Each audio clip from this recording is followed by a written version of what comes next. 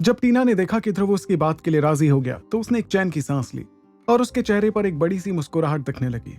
वो अपने दिल में बेइंतहा खुशी महसूस कर रही थी, मगर उसने अपनी खुशी को काबू में करते हुए कहा, मैं उम्मीद करती हूँ कि हमारा ये सौदा दोनों के लिए फायदेमंद साबित होगा।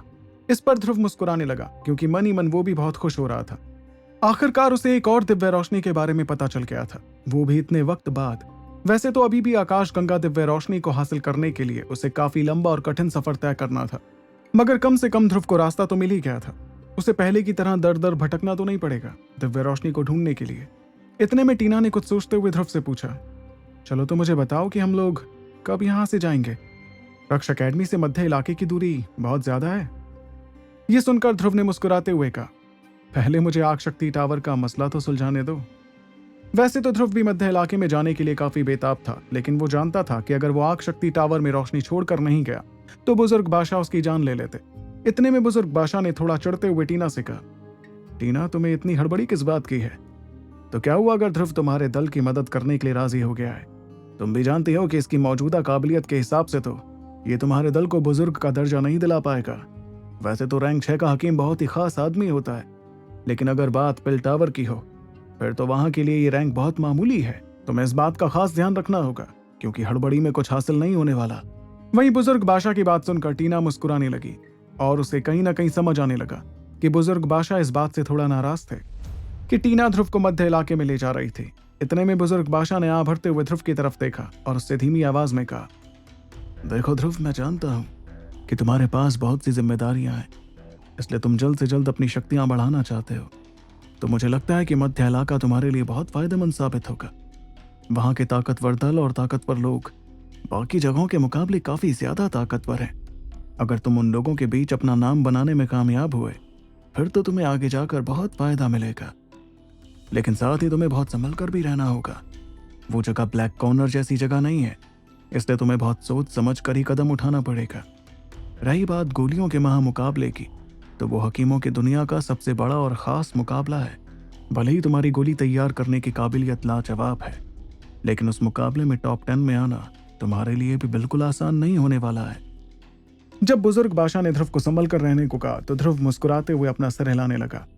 वो भी अच्छी तरह समझता था कि मार्कस के सबसे काबिल हकीम जिस जगह पर इकट्ठा होने वाले थे, उस जगह पर अपना नाम बनाना जरूर बहुत मुश्किल होने वाला था। तभी बुजुर्ग बादशाह ने अपना हाथ लहराते हुए कहा, चलो ठीक है, बहुत देर हो गई है, तुम्हें जाकर अब आराम करना चाहिए। मैंने तुम्हारे रहने का इंतजाम कर दिया है। रही बात आग शक्ति टावर में दिल रोशनी भरने की, तो उस मामले में हम कल बात करेंगे।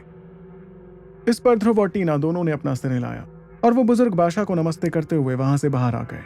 वहीं दोनों के जाने के बाद बुजुर्ग बादशाह ने आंख भरते हुए खिड़की के बाहर देखा और खुद से कहा, मध्य इलाका, मैं खुद उस जगह पर कितने सालों से नहीं गया हूं। काफी याद आते हैं वो पुराने दिन, लेकिन अब जमाना बदल चुका है बादशाह, अब वक्त नई पीढ़ी का है। जब ध्रुव और टीना कमरे से बाहर निकले तब तक आसमान में अंधेरा छा चुका था। उस अंधेरे से भरे आसमान में तारे जगमगा रहे थे और चांदनी हौले से जमीन पर आ रही थी। इस दौरान ध्रुव और टीना कुछ देर तक एक दूसरे से बातें करते रहे, जिसके बाद ध्रुव चुपचाप अपने कमरे में चला गया। कमरे के अंदर जाकर ध्रुव उस नरम बिस्तर पर कूद गया और उसने एक चैन की सांस ली। जाहिर सी बात है कि इतने वक्त से ब्लैक कॉर्नर के खतरनाक लोगों से निपटते रहने के बाद अब ध्रुव बहुत थक गया था और उसे एक बहुत अच्छी नींद की जरूरत थी। लेकिन थकान के बावजूद ध्रुव की आंखों में एक अलग चमक दिखाई दे रही थी। ये चमक उस ख्याल की थी कि ध्रुव को अब आकाश गंगा दिव्य रोशनी के बारे में पता चल गया था। उसके बारे में सोचकर ध्रुव को पिल टावर का भी ध्यान आया। वो जगह हकीमों के लिए सबसे बड़ी जगह थी, इसलिए ध्रुव वहां जाने में भी काफी दिलचस्पी दिखा रहा था। ध्रुव अच्छी तरह से जानता था कि उसके वहां जाने पर आचार्य विदुर कितना खुश होते।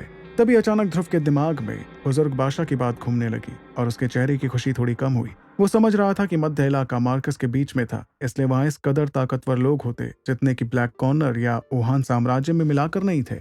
और मौजूदा शक्तियों के हिसाब से ध्रुव ये नहीं कह सकता था कि वो वहां भी उतना ही बेफिक्र होकर घूम सकेगा जितना बेफिक्र होकर वो ब्लैक कॉर्नर जैसी जगह पर घूमता था। इतने में ध्रुव ने कुछ सोचते हुए कहा, ऐसा लगता है कि मुझे बचाव की तकनीकों में सुधार करना होगा। वहां तो मैं यूं ही किसी से बचकर नहीं भाग पाऊंगा। अगर मुझे कोई बहुत ताकतवर इंसान मिल गया तो। इस ख्याल ने ध्रुव की नींद उड़ा दी और वो तुरंत पालती मारकर बिस्तर पर बैठ गया। उसके बाद उसने अपनी स्टोरेज अंगूठी में से एक चीज बाहर निकाली। वो दरअसल बहुत बड़ी हड्डियों के बने पंख थे।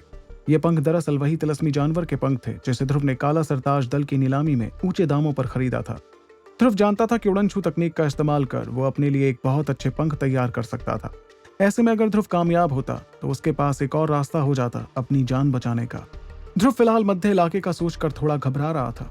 ऐसा इसलिए क्योंकि वो बिल्कुल नहीं जानता था कि वहां पहुंचकर उसका कैसे लोगों से सामना होने वाला था। इसलिए ध्रुव पहले से ही पूरी तैयारी करके जाना चाहता था। फिर ध्रुव ने अपनी नजरें हड्डियों के बने पंखों से हटाकर अपने पास से एक चमकीला सुनहरे रंग का कागज बाहर निकाला। ये वही कागज था जो हिनीसा ने जरगर से हासिल कर ध्रुव को थमाया था। इस सुनहरे कागज में लिखी थी उड़नछू पंख तकनीक। ध्रुव अगले आधे घंटे तक तो उस तकनीक को बड़े ध्यान से पढ़ता रहा, जिसके बाद वो थोड़ा परेशान होते हुए चुप हो गया। वो अब समझ गया था कि उड़नछू पंख तकनीक बहुत ही खास तकनीक थी, और तो और इसके लिए सबसे जरूरी उसमें इस्तेमाल करने वाले पंख होते थे जो रफ्तार बढ़ाने का काम करते थे। इस बारे में ध्रुव पहले से जानता था, लेकिन वो ये जानकर हैरान हो गया कि उसे उस तकनीक के लिए पंखों के अलावा भी बहुत सी जड़ी बूटियां चाहिए थी। भले ही ये जड़ी बूटियां काफी खास थी, मगर ध्रुव के पास जड़ी बूटियों का ऐसा भंडार था जिसमें उसे सभी जड़ी बूटियां मिल गईं। लेकिन जो चीज ध्रुव को सबसे ज्यादा परेशान कर रही थी वो ये थी कि वो तकनीक इस्तेमाल करने के लिए तिलस्मी जानवर के पंखों से जंगली शक्तियों को बाहर निकालना पड़ता।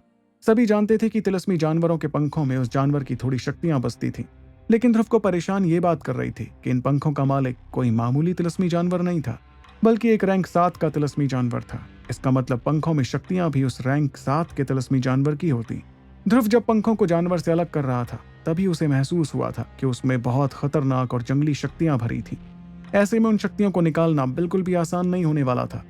ध्रुव लगातार अपने सामने रखे पंखों को देखता गया और उसे एक पल के लिए समझ नहीं आया कि वो आखिर क्या करे। अंदर ही अंदर वो उस तिलस्मी जानवर से बहुत डरता था। तो क्या हुआ अगर उस तिलस्मी जानवर को मरे हुए सालों गुजर गए थे? उसके अंदर अभी भी इतनी ताकतवर और खतरनाक शक्तियां बसी थी, जिसका एक नमूना ध्रुव ने उस दिन तहखाने में देखा था। इस तरह खामोशी कुछ पलों के लिए बरकरार रही, जिसके बाद ध्रुव ने अपनी मुट्ठी बंद कर एक गहरी सांस लेकर अपनी धड़कनों को शांत किया। वो जानता था कि अगर उसे कोई बेशकीमती चीज चाहिए थी तो उसके लिए उसे कीमत भी चुकानी पड़ती। यही सोचते हुए ध्रुव ने खुद से कहा, अगर मैं उस तिलस्मी जानवर की शक्तियों को नहीं झेल पाया जो इतने सालों से मरा हुआ है, फिर तो मैं आगे जाकर उस खतरनाक अंधेर नगरी में कैसे लड़ूंगा और इराक़ी दल के सामने कैसे उसका हाथ मांगूंगा। चल ध्रुव, तुझे ये करना पड़ेगा। ये सोचते हुए ध्रुव की आंखों में यकीन नजर आने लगा, जिसके साथ वो तैयार हुआ तिलस्मी जानवर के पंखों से शक्तियां बाहर निकालने के लिए। इसी के साथ ध्रुव की आंखों से डर गायब हुआ और उसने अपने हाथों से सील्स बनाना शुरू कर दिया। फिर ध्रुव ने धीरे से अपनी आंखें बंद की और अंदरूनी शक्ति का इस्तेमाल कर उससे पंखों को चारों तरफ से घेर लिया। इस दौरान ध्रुव के जहन में अचानक से एक अजीब सी आवाज गूंजने लगी, जैसे कि उसकी अंदरूनी शक्ति पंखों से जाकर टकराई हो। ध्रुव ने देखा कि वो अचानक से एक अजीब सी जगह पर पहुंच गया था और उसकी आत्मा हवा में उड़ रही थी। इतने में ध्रुव ने अपने आसपास नजरें घुमाते हुए कुछ सोचा और खुद से कहा, क्या मैं पंखों के अंदर हूं? लेकिन मुझे तो कहीं उस जानवर की शक्तियां नहीं दिख रही हैं। जिस दौरान ध्रुव हर तरफ देख रहा था, उतने में अचानक एक अंधेरा उसे घेरने लगा। फिर जब उस अंधेरे ने ध्रुव को पूरी तरह से घेर लिया तो अचानक से ध्रुव के ठीक पीछे लाल रंग की 2 आंखें नजर आने लगी। वहीं ध्रुव को कुछ अजीब सा महसूस हुआ और उसने तुरंत पलट कर देखा कि कोई चीज उसे ही देख रही थी।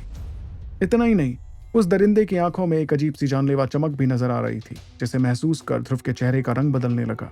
उसे देखकर ध्रुव ने धीमी आवाज में कहा, ये तो कितनी अजीब चीज है। ऐसा कहकर ध्रुव ने अपनी घबराहट को काबू किया और वो उस अंधेरे में दिखती आंखों से थोड़ा दूर जाने लगा। तभी अचानक उस जगह पर एक बहुत तेज दहाड़ गूंज उठी। ये दहाड़ बहुत ज्यादा खतरनाक थी और ऐसे जंगलीपन से भरी हुई थी जिसे सुनकर किसी की भी रूह कांप उठती। इस दहाड़ के तुरंत बाद अचानक से वो लाल आंखें गायब हो गईं, लेकिन अंधेरा बरकरार रहा। ये देखकर ध्रुव और ज्यादा परेशान दिखने लगा कि तभी उसे महसूस हुआ कि कोई चीज तेजी से उसी की तरफ आ रही थी। यह एहसास महसूस करते ही उसका दिल तेजी से धड़कने लगा और उसने तुरंत अपनी अंदरूनी शक्तियां इस्तेमाल कर अपने चारों तरफ एक कवच जैसा बना लिया। जब ध्रुव के शरीर को उसकी अंदरूनी शक्तियों ने घेर लिया तो ध्रुव ने देखा कि उसके ठीक सामने एक बार फिर वो खौफनाक लाल आंखें दिखाई देने लगी हैं। अंधेरे की वजह से ध्रुव उस दरिंदे को तो नहीं देख पा रहा था, लेकिन उसकी आंखें देखकर ध्रुव समझ गया कि वो जरूर 100 फीट बड़ा तो था ही। तभी अचानक ध्रुव को एक बार फिर वो दिल दहला देने वाली दहाड़ सुनाई पड़ी। वो बड़ा तिलस्मी जानवर एक बार फिर दहाड़ते हुए तेजी से ध्रुव की तरफ आने लगा और वो सीधे ध्रुव के अंदरूनी शक्ति से तैयार कवच से टकरा गया। जैसे ही दोनों एक दूसरे से टकराए तो शक्तियां निकलकर हर तरफ फैलने लगीं। उस झटके से ध्रुव की आत्मा को भी दर्द महसूस हुआ, जिसके चलते उसने दर्दनाक आवाज निकाली। फिलहाल उसकी अंदरूनी शक्ति और उसकी आत्मा के बीच एक रिश्ता बना हुआ था, इसलिए उसकी अंदरूनी शक्ति को चोट लगने पर उसकी आत्मा को भी चोट लगती। फिर ध्रुव ने सांसें लेते हुए खुद को शांत किया और तुरंत एक बार फिर अंदरूनी शक्तियों से खुद को ढकना शुरू किया। लेकिन अचानक से ध्रुव ने कुछ ऐसा महसूस किया जिससे उसके चेहरे का ही रंग बदलने लगा।